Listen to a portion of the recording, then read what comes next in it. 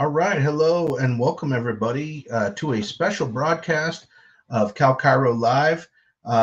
Thank you so much for joining us. Hopefully, you got the information out there. We're having a little bit of technical difficulties with the streaming channels, but you should have got a text message, and hopefully, you saw the emails, and hopefully, you're following us on YouTube. You've got your like and subscribe buttons indicated, and you've set your notifications to join us at a certain time, which is when we go live here at 1 p.m.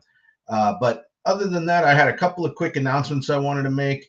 We have our PI for All conference coming up this weekend, Saturday, all day long. Super great location, Huntington Beach.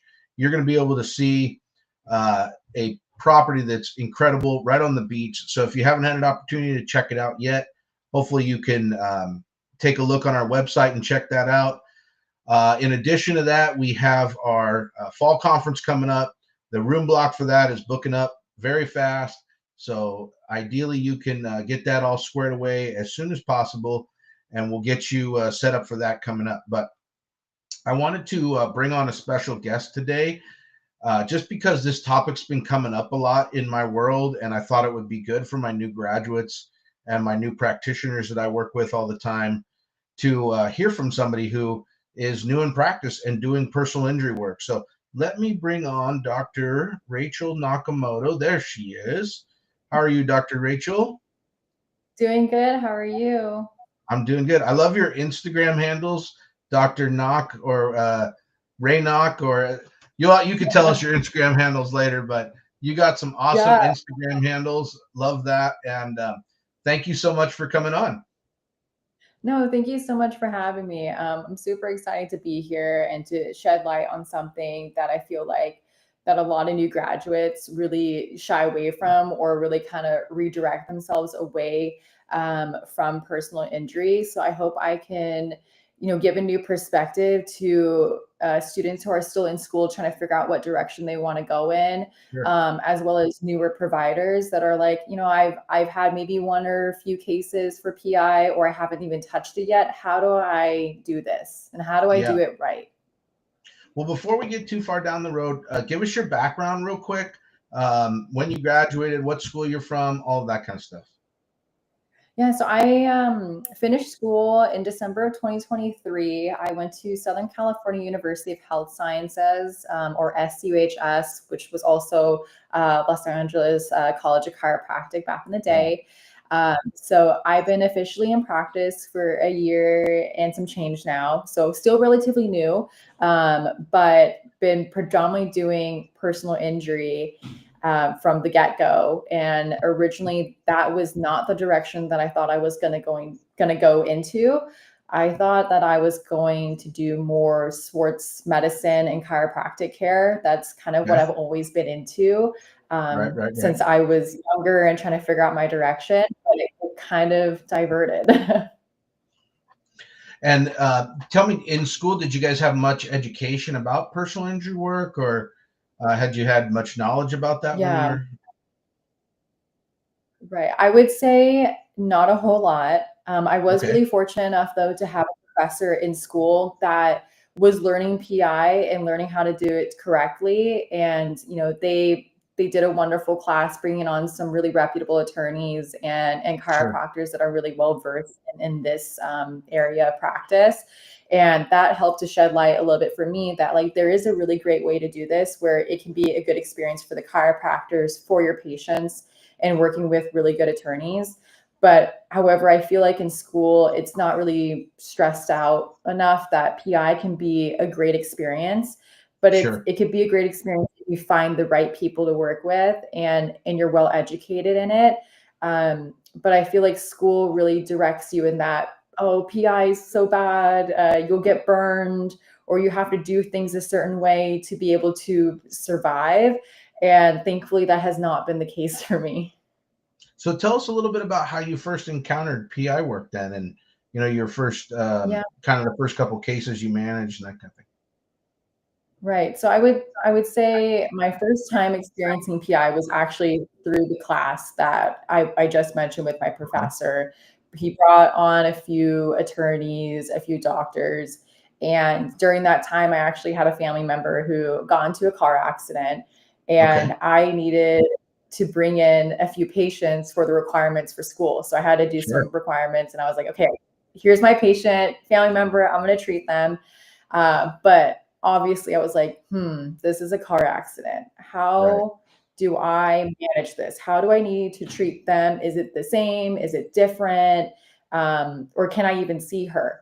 Right. And at that time, I was doing clinicals at the University Health Clinic. And unfortunately, they told me, you can't treat her. She's a car accident patient. We don't do those here. Right. So I was kind of like, but she needs help. She's hurt. So how can I find her somebody if it's not going to be me? What can I do for her?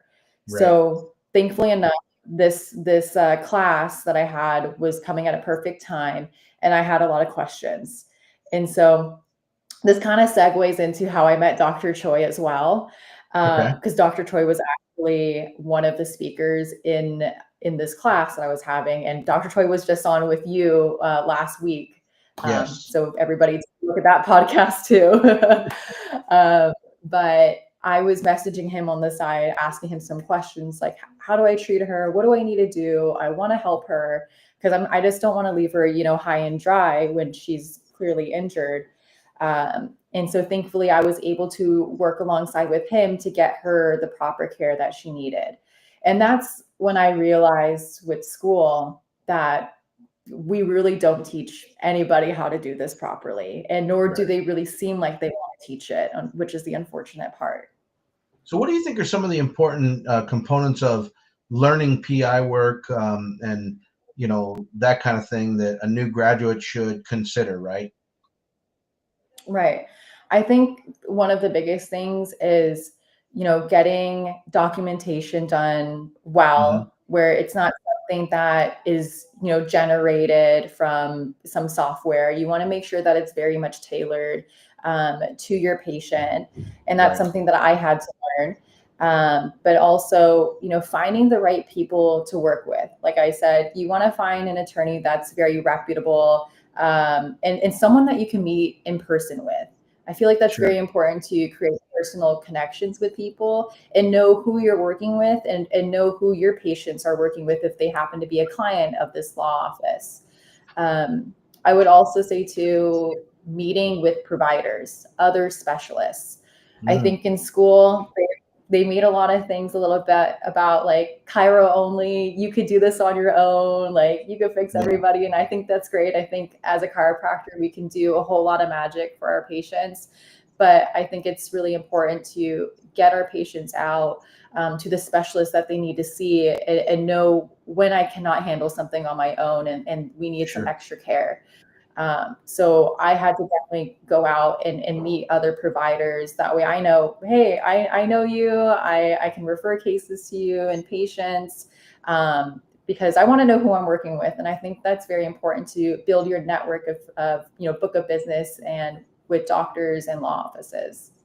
So, tell us a little bit about your process then that you utilize to do that. Right. I think that's the part that seems daunting when I talk to new practitioners. Is like, well, how do I actually do it? So, can you share with us how you actually did it?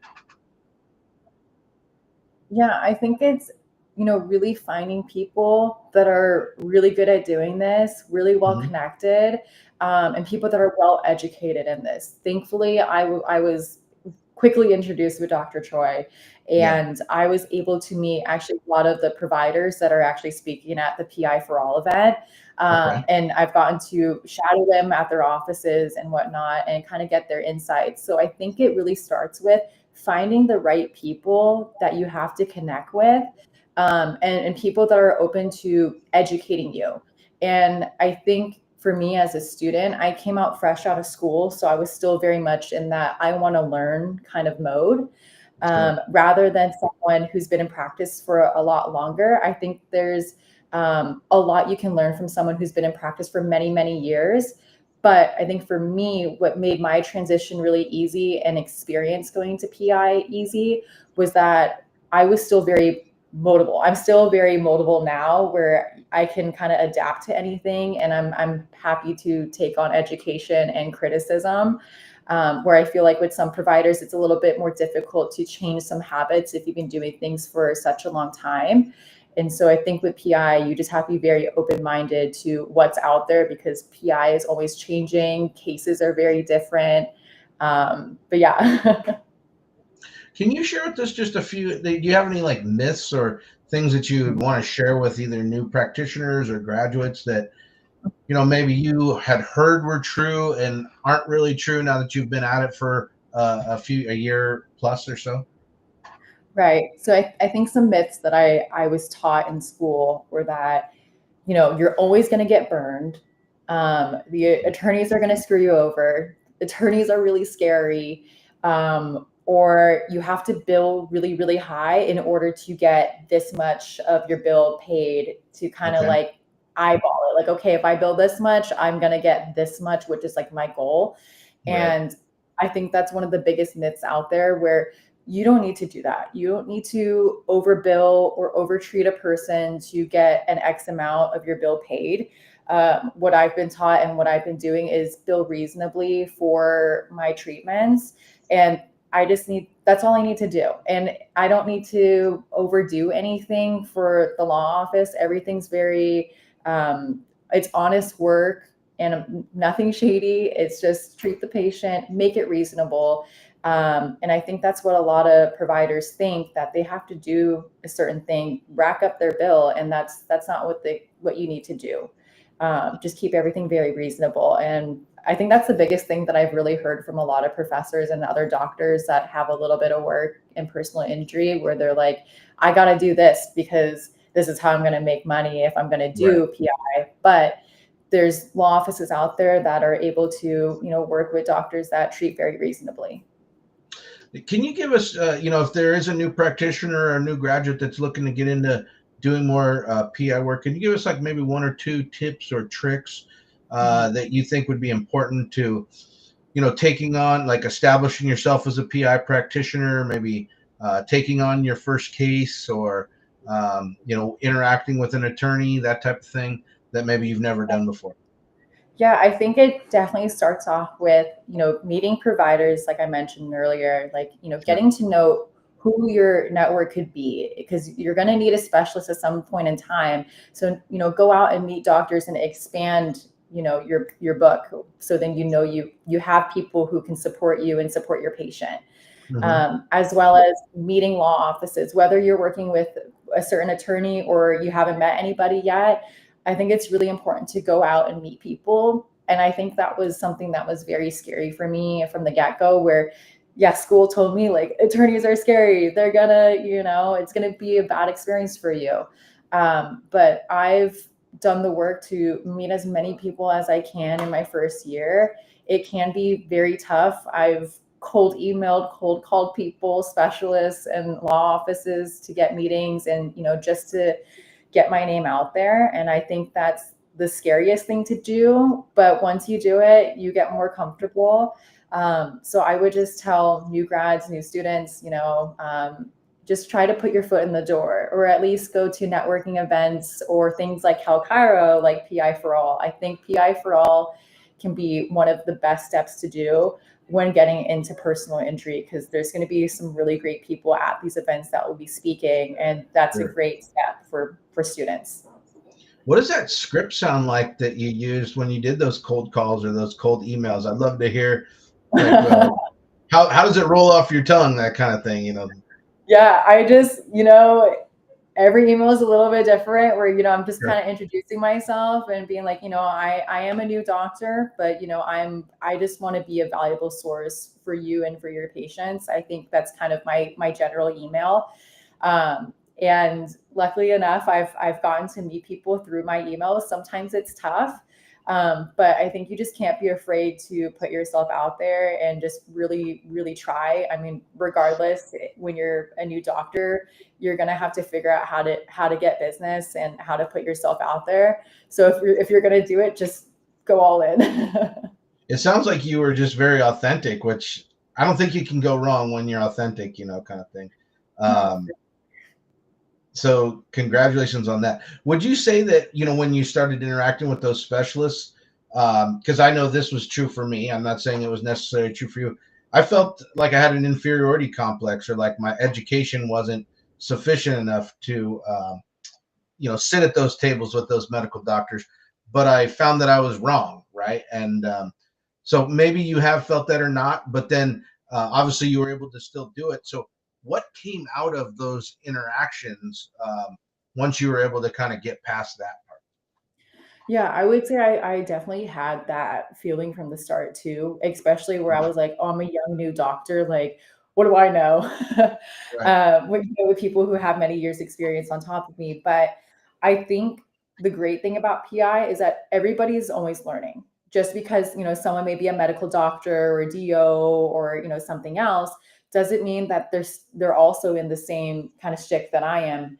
And I think that was humbling for me and humbling for other doctors as well, where they're like, like, hey, like I have a question about this. What do you think? So I have doctors that reach out to me for advice as well, and they're medical doctors. And I think that's really cool where we can work together. And I think that's like the biggest thing. And I'm really happy about that I can work well with other providers, because I think there's this stigma that chiropractors and MDs and specialists just, can't agree on things or work together. And that's definitely not the case, because we're all learning together in this PI world. So it sounds like you found a common language. Could you kind of touch on, what was that common language that you guys developed, right?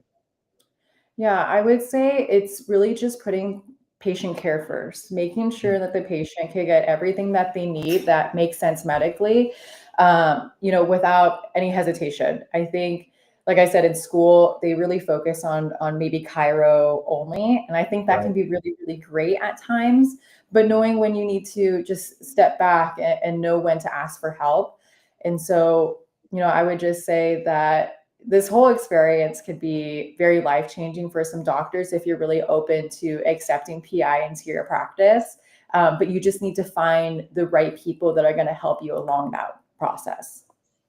Do you feel like you became a more confident practitioner as a result of, finding that common language?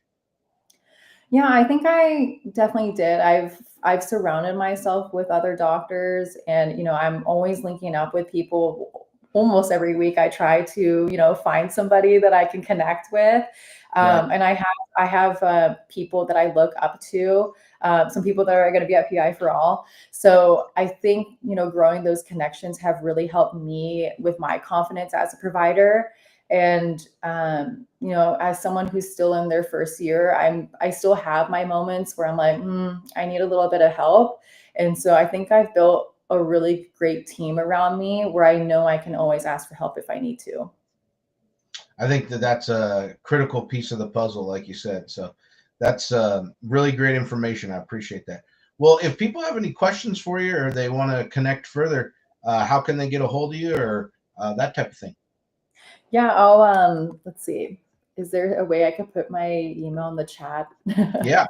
Yeah, you can definitely put your email in the chat, or you could just tell us what it is, and Um, Tiffany can put it in the chat for us.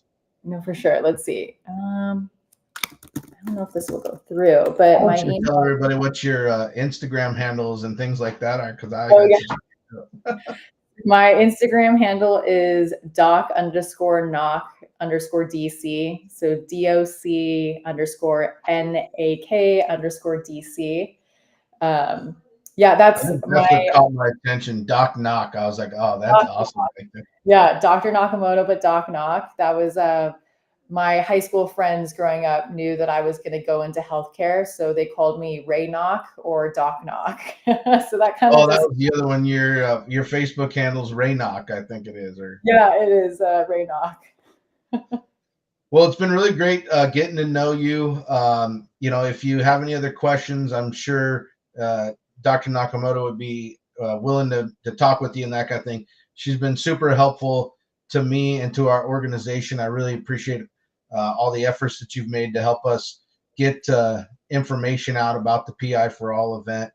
It sounds like you'll be there and that type of thing. So Unfortunately, I won't be able to make it this year. Oh, I'm hoping to make it to the next one, but I'm always kind of around these Cal Cairo events every once in a while.